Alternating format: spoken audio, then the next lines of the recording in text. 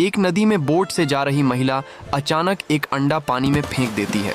अंडा बहते बहते लहरों के साथ आगे बढ़ता है और आखिरकार एक हंस के पास जा पहुंचता है। हंस अंडे को देखकर दया करता है। वह नदी किनारे एक बड़ा सा घोंसला बनाता है और अंडे को उसमें रखकर पूरी लगन से उसका ख्याल रखने लगता है। दिन बीतते हैं, महीने गुजरते हैं और देखते देखते 1 साल निकल जाता है। एक दिन अंडा फूटता है और उसमें से एक चमकता हुआ फीनिक्स पक्षी का बच्चा बाहर निकलता है। हंस उसे अपने बच्चों की तरह पालने लगता है, लेकिन एक दिन फीनिक्स से गलती हो जाती है। उसके कारण हंस के घर में आग लग जाती है।